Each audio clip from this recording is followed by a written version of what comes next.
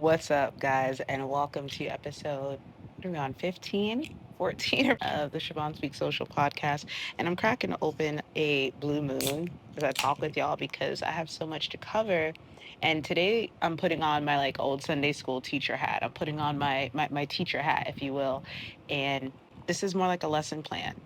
I started off with it being titled like Critical Race Theory 101. And the more I fleshed out the ideas and the more I got a more concrete idea of what it is I want to talk about, we're leading with perfection and projection and the beauty embracing your imperfections. I'm chilling, right? We're chilling because a friend told me that my TikToks and my content lately feel like they're on a FaceTime with a friend. So I want to keep that vibe going. I also have headphones in my ear playing like African beats that are really calming and relaxing because it's a Saturday. So it's more likely that my neighbors are going to be out walking in front of my balcony. And I don't want me to water down or cower back from what I want to say because I'm aware of their presence. So that's what the headphones are for. And also, in case you haven't noticed, I have a new setup. I got a little day bed. I purplified everything. You can see, got my purple pillow. You can't see, but I'm sitting on a purple blanket. It's beautiful. It is so me. I'm comfortable out here, and I'm ready to talk to you guys and relay all the downloads and life mysteries or just things that my neurodivergence has planted in my head. And since it's Saturday, why not? This has been outside with me in the Florida weather for too long. So we're going to put this back in the fridge. All right, we're back. I hate going inside because then it reminds me of how hot it is out here. Okay, like I said, we have a lot to cover today, and it's going to feel more academic than conversational. But don't worry, I'm going to hop in with all my crazy personalities and what have you. But today we're going to be talking about perfection, punctuality. I want to help you understand where they came from. I want to help you understand how toxic or how corrupt they can be when they're in the wrong hands, and what we can do moving forward. How we can change society for the better by pulling down the facade on a lot of these standards of perfection. And personally, for me, the one that always hit the most was the punctuality one. So I've got story after story after story about how this standard of perfection or the standard of being professional was marked by or the standard for professionalism is often marked by, perfectionism. How quickly can you get stuff done? You got to be the first to get this done. You got to be the first to arrive somewhere. You always have to be the first and the fastest, which is basically demanding perfection. You have to beat everyone else in order to be correct. And we're gonna dive so deep into this. It took me all afternoon from 12 p.m. to now. And it's almost 4. I've been sitting here flushing over the ideas, getting to the nitty gritty, making sure that it wasn't leaning too much on the side of, oh, this is all white supremacy's fault, but just kind of like getting to the roots of it. So to start, when you think about perfection, what it is it's a standard or it's a tool. And as a personal trainer, I talk a lot about how there are tools that we have or standards that we have that were meant to be teaching tools. Or they were just meant to be standards, not the end all be all, not if you don't do this, you failed, but just like a tool. Like tracking calories was meant to be a tool, and yet people use it to torment themselves and torture themselves to the point where they don't even want anything to do with it anymore because it has driven them insane. And the same thing goes with these societal standards of perfection. Now, don't get me wrong, like in the right hands, something like a standard or a tool, like calorie tracking, even, or punctuality or standards, SOPs for a company, right? Like in the right hands, these are great tools. There's nothing wrong with these things. But in the corrupt hands or in the wrong hands, they can be used as tools of torment for most people. So that's what we're going to start off with today. And again, perfection doesn't have to be something that's wrong, but it's when we become obsessed with perfection when it starts to get messy. Too much of something, Spice Girl said it, too much of something is never enough. You can have, like, steak is good. Right. But then when you eat steak every single day, you start to have kidney issues. And now people are like, oh, I don't eat steak because it's bad for you. And I'm like, no, you ate steak every day. Oh my God, carbs are bad for me. I'm like, no, you ate only carbs and never any protein. You see what I mean? See, like there are things that can be helpful, but when it's in excess, it gets to be too freaking much. And this is, if I ever go back from my master or my doctorate, my thesis will be along the lines of how too much of something, how when we try to duplicate things that were good, It's kind of like cloning something. You start off with something that's good, so you make another one, and then you make another one. It's very hard to hold that integrity. Oh my gosh, I'm getting so sidetracked right now, but stay with me. This is a Easter egg or planting a seed for a future episode, and something that I've been wanting to talk about a while, my thesis, which is I've always wondered how good companies like a Publix or up until recently, like a Target and even a Chick-fil-A, how do they hold those strong company values and standards and have spread nationwide without losing that? Like they may not be perfect, but you know what level of standard and service that you're going to get when you go to these places. That is not something that is easy to do. Because remember what I said, perfection, tools of standard, like these things are very healthy in the right hands. And the CEOs of Target, again, minus what they just did, that poor decision that they are now regretting. Target, your Publixes, your Chick-fil-A's, and forgive me, I'm in the South. So if you have any other brands that are great, like if Kroger is a great one, or if Wawa is a great one, whoever, like I just don't know about it. But I'm using them as examples because they are one of the three companies, one of the few companies that I can think of that have grown and have kept their integrity. It's very hard to duplicate something that is good and to grow rapidly and keep its integrity. Now, going back to something like tracking calories, that was something that was a very simple, basic tool. But when it got into the hands of the world, right? Because a person is smart, but people are dumb, right? Men in Black. When it got into the hands of the world, it's now used incorrectly. And we got people who are using it to torment themselves rather than a tool. You see how this all ties in? This is how my brain works. It's always connecting stuff.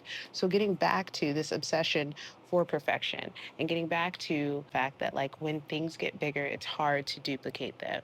And when I think about America, I think about how they started off as something they wanted to be great, but it's really hard to maintain certain standards like perfection or everyone has to live this way. It's really hard to apply those standards across a diverse group of people. It's good to use it as a tool, maybe not perfection. Now I'm getting ahead of myself with my notes. It can definitely be a tool for governing.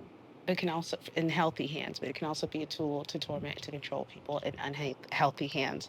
So let me get back on topic. This obsession with perfection, right? When we do it too much, when we do too much of anything, it loses its integrity. It loses the core essence of why you wanted this standard enforced. Do you see what I'm saying? Another thing with glorifying this state of perfection, which if you're a Christian, like you know that you're never going to reach it. That's Jesus. That is the golden standard which you'll never reach. Right. But when we get obsessed with it to the fact that we have to be him, even though we never will be, then we become legalistic. And then again, we lose the integrity of what we're supposed to be doing. Another thing with becoming obsessed with perfection is that it leads to conformity. This idea that like I have to be like everyone else. And if everyone else is fitting this thin standard, if everyone else has nice cars, if everyone else wears their hair this way, like forced conformity leads to suppressed creativity, which is another key theme that we're going to talk about today. It also leads to fixed thinking. When we all think this, forget we all think the same way. When we can't think outside of our own boxes, right?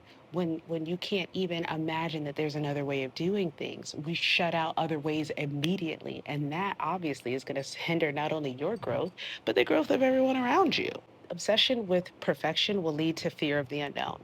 Because if you've seen this standard and you're like, it has to be this way, and it's been modeled for you that it works this way, and you've seen everybody around you that does it this way, you no longer, again, forced conformity means that you think, again, and fixed thinking, right? So you've got this triple threat here, forced conformity, fixed thinking, and fear of the unknown, which is exactly what we're seeing right now in America. But again, we'll get to that soon. This fear of the unknown, honestly, a very primitive and almost like yeah, primal way of thinking. To be fair, it makes sense because for human survival, we had to be afraid of the unknown because we did have conformity. We had tribes and we did things a certain way. We had standards for doing things because if not, then you die, right? Like maybe you don't hunt at night or you don't travel and without being in pairs. Like the rules and standards were not necessarily about perfection, it was about protection. Kind of one of the ways that Christians will use the Bible to evangelize is like these rules aren't here because God's mad at you. These rules are here to protect you. Same thing.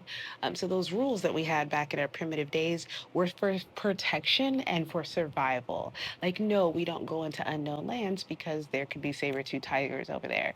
No, we don't go into unknown lands because that could be sinking sand. You see what I'm saying? So this idea of always doing things the right way or having this golden standard or conformity and unity and fixed thinking and fear of the unknown, these are very primal or primitive thought patterns, which when you look at it now, it's clear as day. People that are obsessed with perfection, it's a very unevolved way of thinking. It is a very, again, for the 30th time, primal way of thinking. It's a very survival based way of thinking. And we can go deeper into that. But if we are to be an evolved people, let's, instead of throwing out all of the traditions from early man, there's a lot of wonderful things about what early humans did, like this, their tribal mentality, right? I think that we're slowly coming back to a tribal mentality, because when you take a group of people like Africans and separate them, African Americans, and separate them from their homeland and all of the different ways that they could be culturally connected to something, have a root, have a foundation, have their root chakra, grounded in something aside from a religion that was forced upon them. We just thinking about that shows me how important it is that people need to be a part of their tribes again. So I'm not against, you know, super religious people being with super religious people and LGBTQ people being with LGBTQ people. Like, we all tend to naturally gravitate towards people that have similar interests or people that look like us. Like, that's not the issue. The issue is that when we start to decide that the way our tribe does stuff is superior to any and everyone else's tribe, because when you get there, what we have this fixed thinking idea and this forced conformity. And again, it's based off of survival and not even just off of you could die if you don't follow these rules. Almost one of Maslow's hierarchy of human needs is this basic need of like a need to belong. So deep within all of us as humans, we were made to be a part of a community. There is an inherent need within all of us to want to interlock and belong with other humans like a piece of a puzzle. That's why people that are online and so angry and people that tend to be alone in their life, I'm a lonely person and I don't hate people, but some people are alone because they don't know how to interact with other humans, and they don't know how to interact with other humans because they don't know how to interact with themselves, and they don't know how to interact with themselves because they don't know how to embrace their own humanity and their imperfections and their own flaws. And because they can't embrace their own imperfections and their own flaws, they will certainly can't embrace them within other people. And if you can't allow or hold safe space for other people and their flaws, then you don't get to be in community with those people. That's just what it is. And that's what I've been ranting about for the past, since the election. Like the MAGA people that are mad that we don't want nothing to do with them. And it's like, no, you're not hearing us. This isn't just about you voting differently. This is about you didn't think about what your vote would do to me. Because if you did, then you wouldn't. But because you didn't, it either shows me that you don't care enough about me to think about that, or you don't, like there's no really good answer there. So no, you don't get to be in community with me when who I am as a person, right? What I bring to the table is not important enough for you to consider my safety and my well-being and my vitality, right? Sorry, went off on a little rant there. We need to release this, the tribal mentality where everyone has to think and be the same, and embrace that tribal mentality in regards to communal living. Because when I think of tribal, like group think mentalities, I think of like how the Salem witch trials began. Like one person said, oh my God, I don't call myself a witch, but I have friends, lots of friends that are. Based off of, if you saw what my house was like, then yeah, you'd probably call me a witch, whatever. I prefer the term sage, spiritual, whatever. Nonetheless, when I think of the witch trials, I think of women like myself, people that were outspoken, women that saw through the systems, women that saw through the facades, women who understood the law of attraction and saw Christianity and was like, oh my gosh, I love that you have connected with God that way. That is great for you. And this is how I tap in to source energy, the divine and the power. And this is how I'm going to move. And yes, I'm going to embrace my natural gifts of intuition, seduction, which can be used again for good or for evil, knowing that each and every one of our hearts has a magnetic field and that you can feel the magnetic field of other people's hearts. And that's how you're able to move a room with your own personal power when you walk into it, right? So when they're having the Salem witch trials, I'm pretty sure it was just a bunch of awakened divine feminines. And these men didn't know what to do with themselves. And because we embrace this group think, fixed thinking mentality that everything has to go the way that we've said it, because if not, our standard of perfection is what it is. And if not, you got to die. And that's how women had to die because these men couldn't think outside their box because of what? Fear of the unknown. Going back to why I think that we get to embrace more of a communal mindset, when you embrace that tribal communal mindset that says everyone has something different to bring to the table and everyone's gifts that are brought to the table matter, right? Some of us are going to be punctual. Some of us are going to be really smart. Some of us are going to read slower, but we're going to think deeper. Some of us are going to be more articulate, but maybe not that personable. And some of us are going to be very personable, but not that articulate. Like we all have something to bring to the table. But when you look at everyone, like we all have to fit this idea and we all have to do this and and if you don't do this, like it's really it's demoralizing to say the least because you're teaching people who have outrageous gifts or different gifts that it's not good enough or it's not going to be honored here because that's not what we're looking for here. And that's what we've seen throughout so much of our Western society. We got to learn to embrace these differences that a lot of us view as imperfections, because if not, you will torment yourself. If you base your self worth off of Western standards, you will think you're a piece of shit. And the funny part is, these perfection standards are always fucking changing based off of who's in charge, right? In the 90s, girls and even early 2000s, females' arms were like the size of my fucking pinky. In every movie that we saw, the lead girl, if she was sitting on the bed, you could blink and you'd miss her arm. Like the skinniness was like that's being starved made you hot. But if you go back in the 80s, like women weren't like there were skinny women, but not everybody was that tiny. And then in the 70s, people were doing disco and big hair. And then what was it? In the 1890s, girls were wearing corsets. And the responses to corsets were the flapper dresses where they could be a little bit more thicker and flowy and like times are always changing and what we deem as perfect is literally just perfect for that time. For what? For you to blend in and be accepted and for you to conform and to fix your thinking to think that if you have what we have then you'll be as good as us. This is why you have to pay attention to who's holding those standards of perfection, who's asking them for you, and why are they asking them of you. This is literally like something I'm always trying to get people to understand is like, please ask why. What are people's intention for telling you this? What do they have to gain from you doing this? And if you'd ask, what do I have to gain from telling you this stuff? Collective awakening. By you listening and you waking up and you growing and you doing this inner work, what do I have to gain from that? I get to sleep better at night knowing that my grandchildren might have a healthier world that they're going to grow into. We somehow have to get to this place where we can learn to embrace individuality without going so far into individualism. For instance, I was on TikTok just now, and one of my homegirls was talking about something that happened. I don't know. We've got, she's from the Left Wing Project with me. She's talking about one of the many issues that's going on today. And there's this dumbass comment that was like, well, not everybody faces these issues.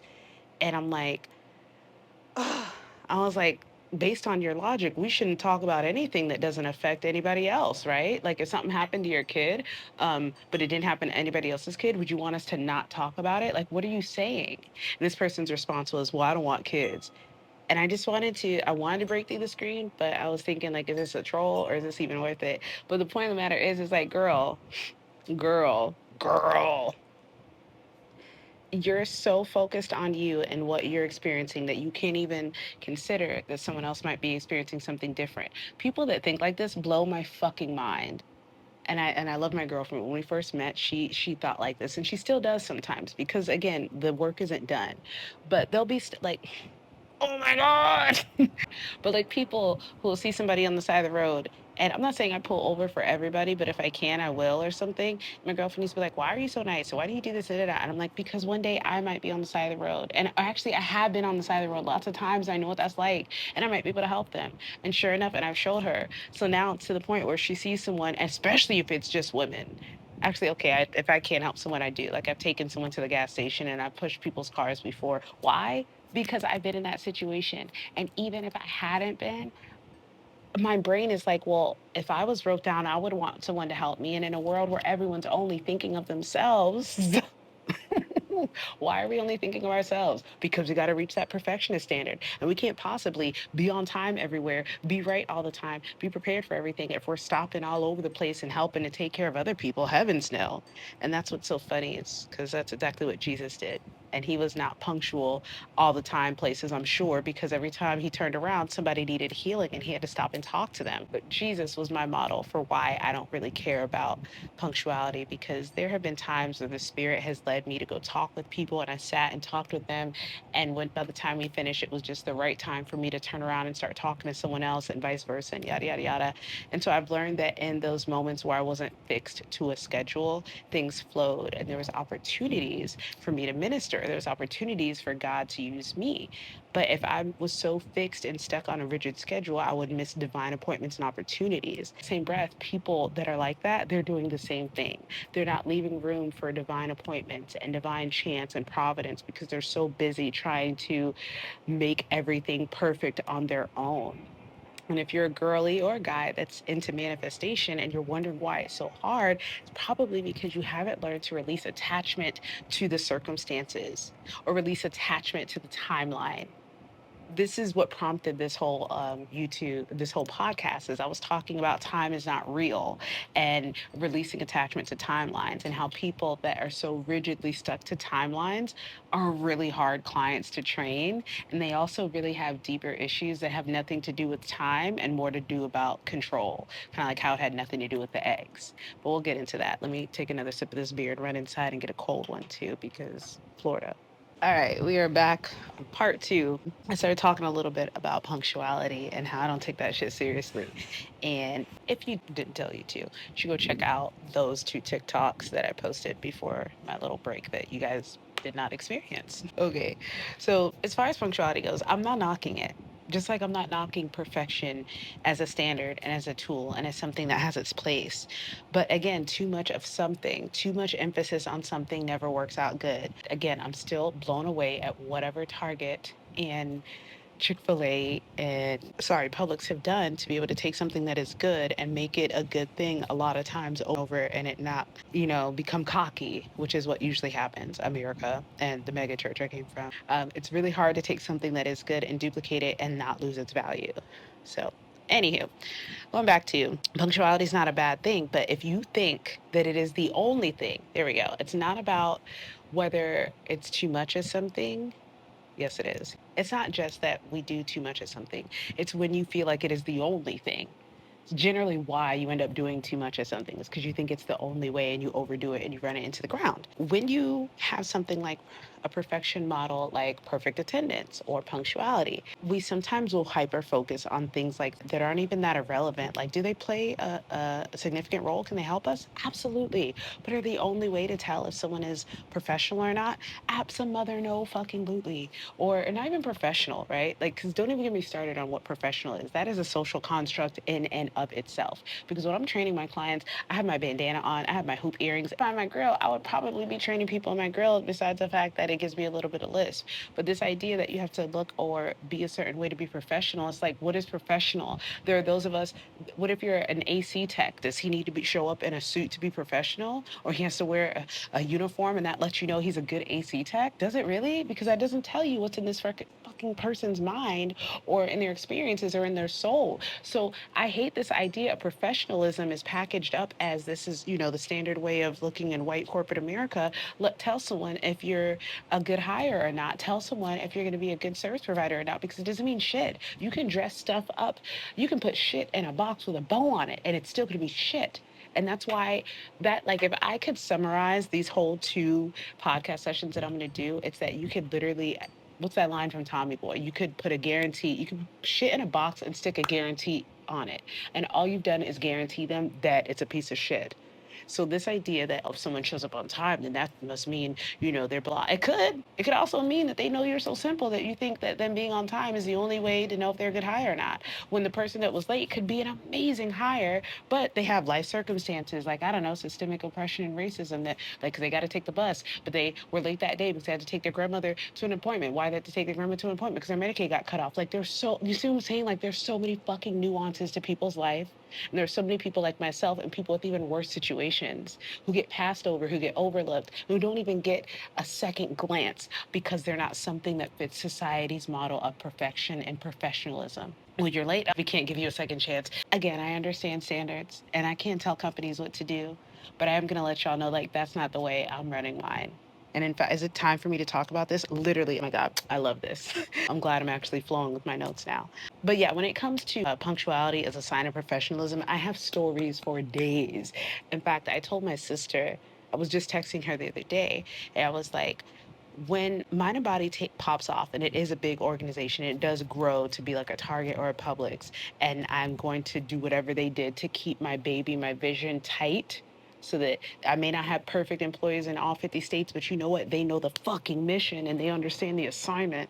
Sorry. But in my culture, it's not going to be, oh, we start meetings right on time. We're going to have like a 15-minute window. Like that'll be the culture. Why? Not because I want y'all all to come 15 minutes fucking late, but because I understand that, hey, the elevator could have gotten stuck, or your shoe could have gotten stuck in a crack, or your car could have got broken down, or someone could have taken your spot. Like there's a myriad of reasons of things that could have happened. And that's what happens in this diverse world where more people keep procreating with different people, different cultures, mesh with different cultures. And, like it's an inconvenience. And so this is what a lot of people's lives are. It's a big inconvenience because everything isn't on this conveyor belt of life that they want us to be on, because it is easier to run a society when everybody fits into those boxes, because then you don't have all those outlier situations like I just described. But that's not real life.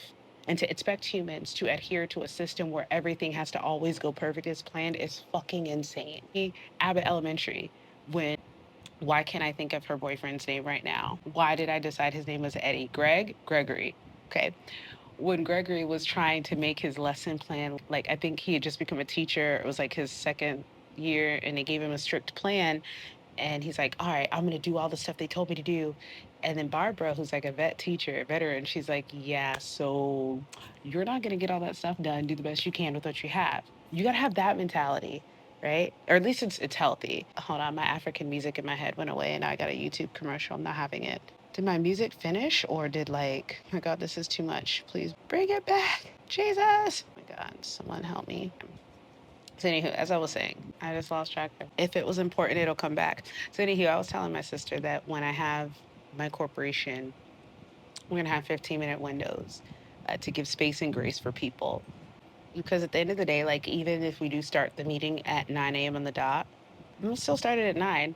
And then 15 minutes of chit chatting, small talking. How was your weekend? Your dogs are still ugly. Is your wife cheating on you? Stuff like that. And then we'll start the meeting. Because again, I have so many stories of how the punctuality thing was just a pleasantry or a tradition or kind of like a dick measuring contest. Like, look who's more professional than who. I got here earlier than you. Dude, I don't give a fuck. I got shit going on. And this is going to sound messed up. Sometimes my clients will call me and text me that they're here early. I'm at home. Like, we're not at a gym or at a facility yet. And they'll text me, like, because they're here 15, 20 minutes early.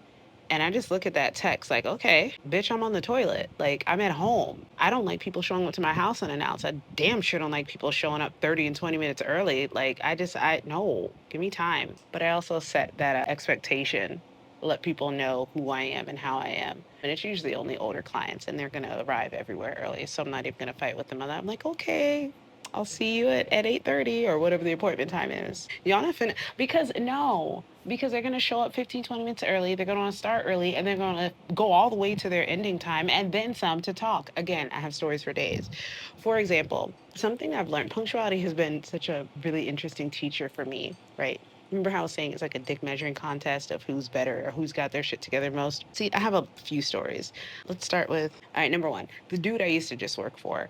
Punctuality was his thing. He was a stickler for time. He's a stickler for schedules. He would watch me like doing verbal confirmations with people, and he'd get so anxious because he's like, "Well, how do you know? What if you don't remember? What if they forget?" And I was like, "Yeah, well, if we forget, then we'll just reschedule." And he's like, and he looks so like panicked. No, you cannot do that. And I'm like, why not? Like these people show up late for almost all their sessions, and when they're late, it kind of works out because I needed to take a dump or I need to go get breakfast. So like it works for us. It's cool. And he's just looking like, no, because with his business, he runs to, as much as he said he didn't want to be like corporate big box gyms, he runs it like a big box gym, where if you cancel your appointment the same day of, we can charge you for that session or like, use it, right? Like it's a last minute cancel.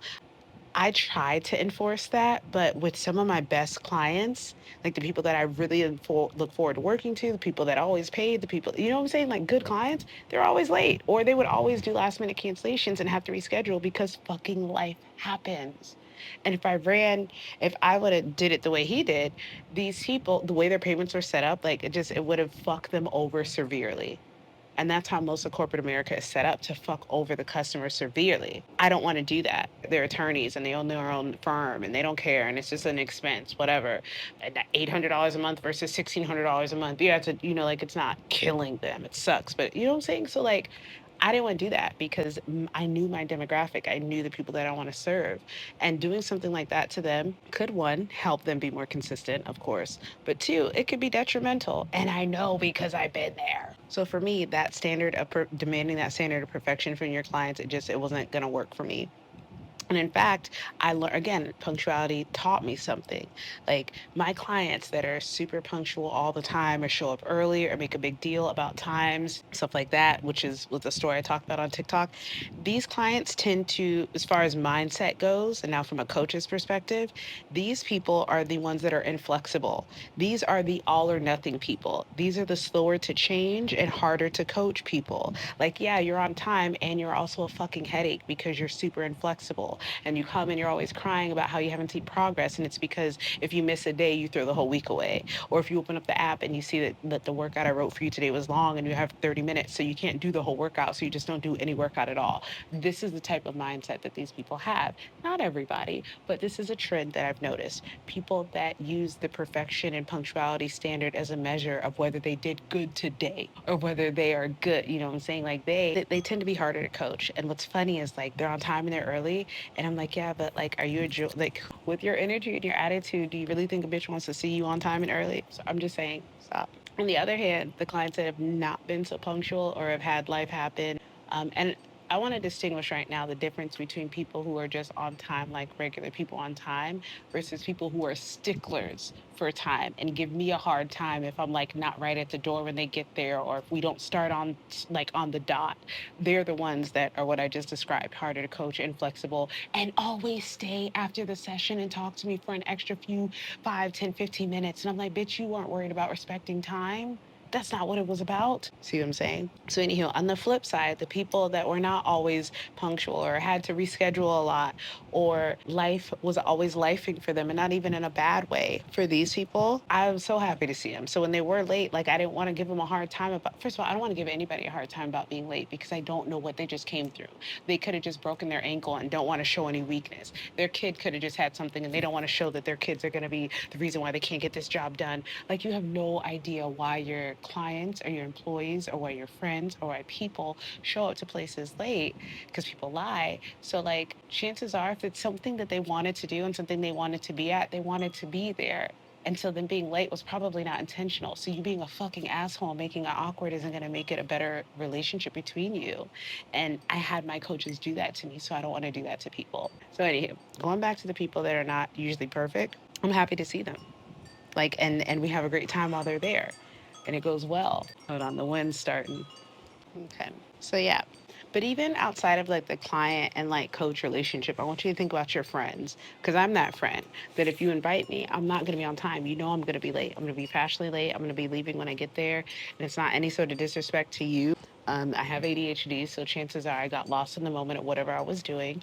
Number two, I don't want to be the first person anywhere because it's fucking awkward. Number three, like I already know, I don't know, just I already know. You already know that I'm gonna not be the first person there most of the time, right? Can I be? Yes, but most likely I'm not.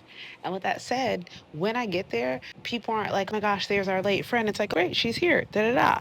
And hold on, why does this not have two strings? It does. Okay. Going back to what I said earlier about a tribal mentality and understanding that everybody is significant in a tribe and in a community, and we all have gifts to we bring to the table. There are some people that are going to arrive to the party early, and they will be that person that arrived to the party early that leaves you from keeps you from being there alone and awkward.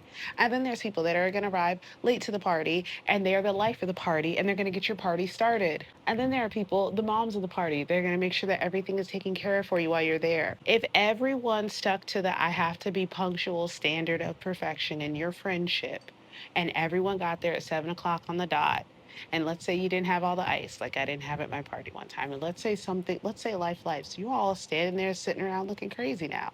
And then there's no life of the party because everybody's worried about being the person that showed up first, early, and on time. Now, this is a very exaggerated example, but you see what I'm saying? Like, you see where I'm going with this. Like, there's You have different friends for different purposes. You got friends that want to turn up, you got friends that you can discuss spiritual and deep stuff with, you got friends that you work out with, and learning to be okay with all those friends and knowing that you've got the friend that's on time, you got the friend that is probably going to get there fashionably late. Not treating one as if they're better than the other is such a beautiful way to honor our humanity and to honor our imperfections. And so many of us have not been given the safe space to do so. Something that came to my mind was like, what if people that are hyper perfect or always punctual or inflexible, what if they think that this is the only way to be in people's good graces? Or another caveat to that is like, what if they know they're insufferable and this is like the only good thing that they can bring to the table? Another thing that comes up, and this is for me personally, is like your not so punctual friend is less worried about the timelines and more worried about the time that you spend with you. And that's how I am as a coach. Like if I'm in the bathroom and come out at 5:01 and you were ready to start at 5 o'clock, like we're still going to train for 30 minutes and the next person's going to maybe start at 5:02. I think we'll all be okay. But what I provide to you in that 30 minutes or that hour is far going to exceed the coins that you're paying for me in that time, because I know what I'm worth and I know that I come with a universal, timeless, like, have you lived here before wisdom and understanding because of all the lives that I've lived, and then just the empathy that I want to give to people and the heart to actually serve. So you can complain about me come starting your session at 5:01, or you can go hire the coach at Crunch who got his certification this weekend. You see what I'm saying? Like there's some people who are so worried about those standards. And it's like, all right, you can have you a punctual ass coach who doesn't know shit. You can have a very well dressed coach who doesn't, or a doctor, right? Even that doesn't have a good bedside manner.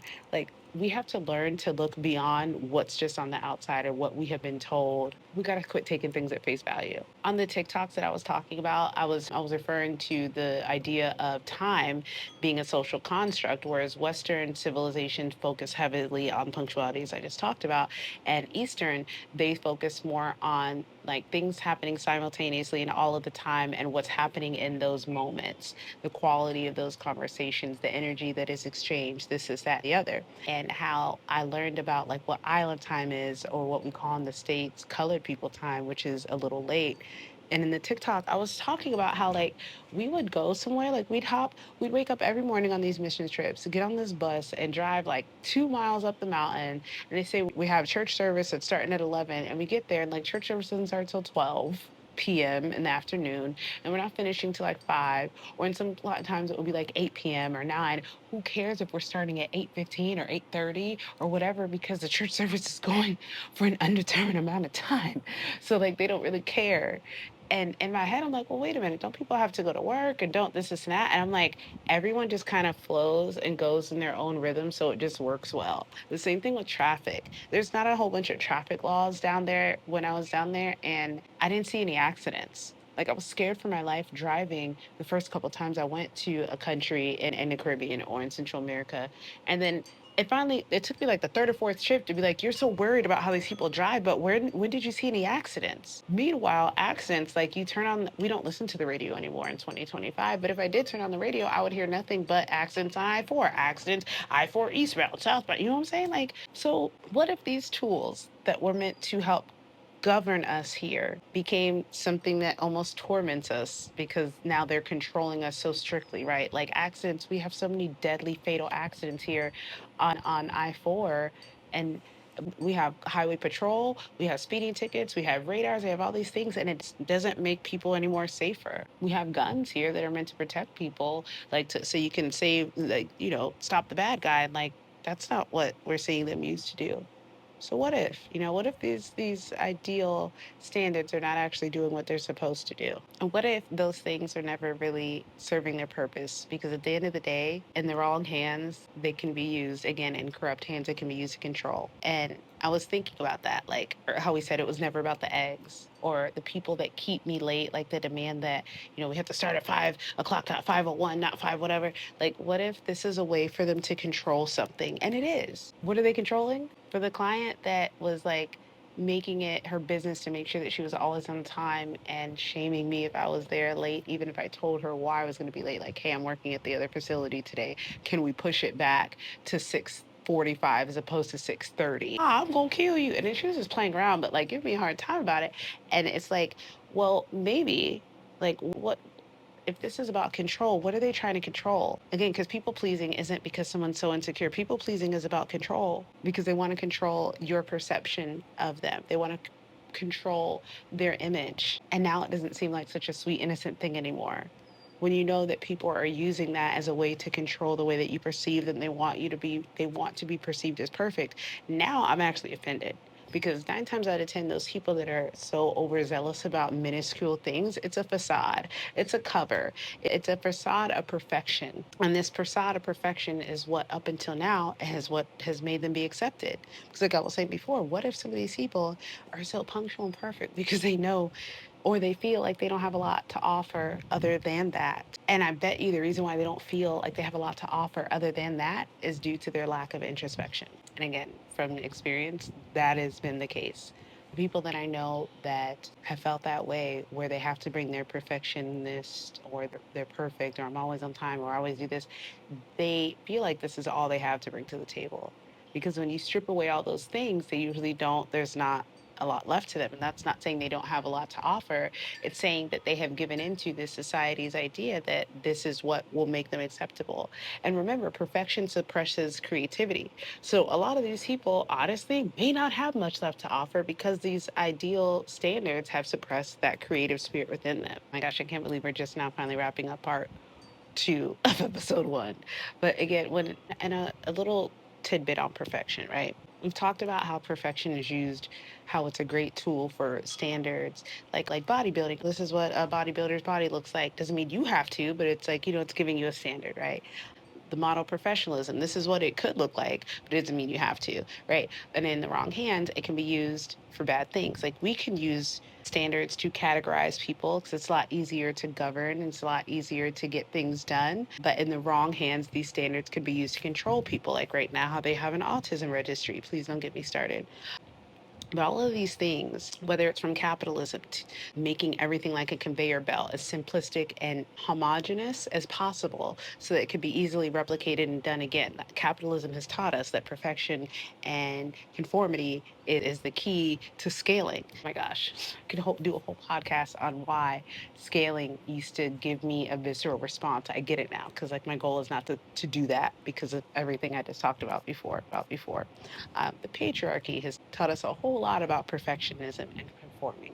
And all of those things are a product of the supremacy of this thing right here. And I have tried so hard to make this episode not about that. So please comment if I did a good job. But one area that I don't think I've touched on as much, I've talked about relationships, I've talked about like yourself, but one of the reasons why perfection is pushed so much is because of capitalism. Because we live in a conveyor belt society and we don't really have a whole lot of time for like if a teacher has to stop to teach the slow kid, which was my kid, then that's going to slow her down and it's going to slow the whole classroom down.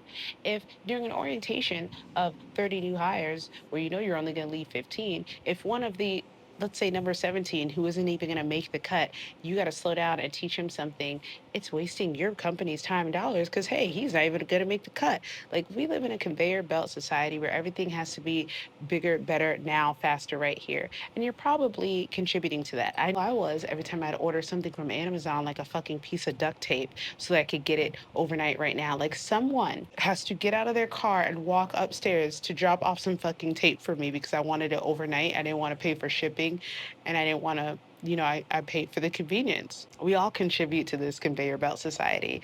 So that's a whole nother thing that some of y'all may not be ready to dive deep into yet. But if you're here, chances you are. But we all fuel the conveyor belt society and we fuel it with our dollars, which is why paying attention to how you spend, who you spend, will really make a difference in the long run. But I'm going to meet people where they're at and we're going to start with topics like this. But even as a neurodivergent person, I can see how the school system is like a conveyor belt. Like I said, like a teacher has to stop what she's doing to teach a kid that doesn't get it. And with society that is built with perfection as the pinnacle, it doesn't have room for neurodivergent people who see things 15 different ways and you're telling them, hey, I need you to just see it this one way because this is the way most people see it. This conveyor belt society doesn't have time for fat kids who aren't fast enough or they're taking up more room or they need whatever. We don't have time for the slow kids. We don't have time for people that are different, that don't fit the mold, because we got to get you through. We got to get you through first grade, second grade, middle school, high school, college, get in debt, stay in the system, never leave. You know what I'm saying? Like, stay with the company forever because you want to pay off your student loans, you want security, you want stability, which again, I didn't play that game. I did for a little bit, but a lot of people do. And it goes back to inflexibility, need that rigidity. And I'll dive more into that on the second episode because I can see my brain about to go down a rabbit hole. But the reason why it's so easy to maintain a society like that is because we get rewarded for it. I was watching Severance, and I don't know what episode it was, but they were in the woods having a camp out thing. So it had to be the second season. And I remember they didn't conform, or they didn't do what the dude wanted them to do. So he took the marshmallows that they were having and threw them out.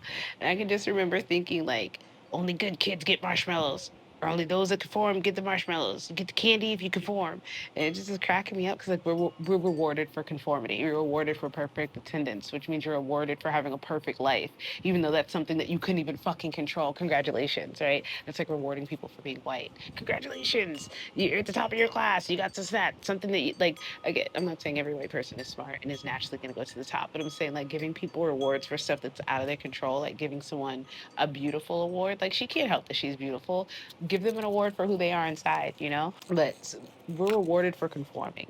And church, when I came to church, like, the less I looked like the world and the more I looked like them, the more I was rewarded. And from their, I guess, culture, it makes sense. But for you see how that can be problematic, right? Because you can look the part, which is what I'm saying, and not really be the part, which is what a lot of people did. We get rewarded for conforming. Crooks and horrible people get into our Congress every day, and all they do is dress up and play the part, and we reward them for conforming. But it started with church, it started with school. We get rewarded for conforming in perfect attendance. And this suppression of our creativity most certainly started within school. Speaking of creativity, I remember it took me well into my 30s to be able to understand my creative flow and my thought process and know that I even have ADHD. And the past 2 or 3 years, I've been figuring out how to use it as a gift instead of seeing it as like something that holds me back. And oh my God, I forget things. Oh my God, I burnt my third bagel this morning, stuff like that. Yeah. I burnt my third bagel, but like, what was I creating in the process? Did you create 3 viral TikToks or 3 TikToks that were going to change someone's life? Okay, so then, yeah, you burnt some toast, but you also did some really meaningful stuff in the meantime, and your brain was doing amazing things, thinking up things that no one else is going to think. That's how I embrace my humanity. That's how I love my imperfections. That's how I give myself grace. But for fuck's sake, trying to build a brand while like having everyone tell you got to have the perfect feed. You got to post like this. Don't talk like this. Don't measure it like that. You got to do it like this. I was like, oh my God, I hate all of you. Oh my goodness. Leaning into my own creativity was the best thing I could have ever did. Lecrae, the Christian rapper, or whatever he's doing, he said on one of my favorite tracks from him, I'll never forget. He said, "When that inspiration hit me, I write it while try to fight it." And I was like, "That's it." Like when he said that, I that's what made me start writing down all my thoughts and stuff. But it's the truth. Like this, I can remember feeling so uncomfortable as a server or so uncomfortable in jobs or in spaces. And it wasn't just because I was waiting tables, it was because there was so much creativity that wanted to be expressed and I didn't have the space. I definitely didn't have, like, I didn't have the time space and I didn't have the space as in the place. Like there were no safe spaces and I didn't have the time to do that. And it was killing me. It was eating my soul alive. And I fought like hell so that I could break free from the chains of being in church and not being able to truly speak what was on my heart because people couldn't hear a fucking F bomb. I created the space where I wasn't around people with limited thinking who couldn't dream big and see big like I did. I had to create that safe space for myself. And it was once I started throwing away all these societal ideas of what it was to be me and what it was to embrace all of me, whether she was perfect, whether she was punctual or not. I remember, like, again with that Lecrae quote, like when I write it, I try to fight it. Like they'd be like, don't post too much on this one because this app doesn't like the algorithm, or the algorithm doesn't like it on this app if you post too much. And don't post them too long, and don't do this, and make sure your feed looks like this, and make sure all your colors match, and make sure your branding. And again, all of these things are great tools. But my favorite other thing was you got to pick a niche and you got to do this. And I was like, guys, for a lot of people who kept telling me to pick a niche, it was the most vanilla mayonnaise people with the most basic ass content who could not even, if on their best day, get anywhere near me on my worst day when it comes to the level of depth and value that I provide for my viewers. So I'm listening to these people who have never gone where I want to go, telling me how to get somewhere they've never been. And it only recently just really hit me. Like I used to say it to try to be cool and edgy, but like I mean it now. Like I am the niche. And I mean that for so many neurodivergent people, and especially my Black neurodivergent people. You are the fucking niche. This isn't to diss anyone that isn't neurodivergent. This isn't to put anybody down that's Black. And if you're hearing it through those lenses, I need you to do some introspection, because right now what I'm doing is I'm providing a safe space for people like myself who never got to have that safe space and hear that it's okay for them to be their imperfect selves. When I realized that my neurodivergent Negro self was the niche, it was the key to unlock levels of creativity that I'd only dreamed that I'd be able to do and express and have. When I stopped forcing myself to be productive, when I stopped judging how my value or my worth that day off of how much content I put out, or did I get a sale, or did I do this, when I stopped forcing myself to be productive, like the machine, like capitalism, like society that demands perfection and more, when I stopped putting those standards on myself, I liberated and freed myself. Some of my best posts have been the most intuitive, off the cuff. Here they are, less about me creating a viral moment and more just me documenting what's on my heart, mind, and soul. And for that, like I wouldn't trade that for the world, because it is in those conversations, is in those imperfect moments that I'm able to connect with people like you through our imperfection, because that's what humanity is. And that's what humanity needs. So far, I'm pretty sure this is probably like an hour-long episode. And I'm so sorry, guys. Perfection could be a tool, but it can also be something that you use to torment and torture yourself if it's not in the right hands. I want you to know that you have more to offer than the standards of perfection, especially if you use punctuality. Again, I'm not saying go be late everywhere. I'm just saying that you have more to offer than that. So, what would happen if you embrace that? And the biggest key takeaway is that there's so much beauty in allowing life to simply flow. So, I will try to have the next episode out to you guys as soon as possible. Thank you so much for tuning in and having this conversation with me. This has been a joy to talk about, and I would love to hear some of your feedback in the comments. And until next episode, I'll see you guys next time.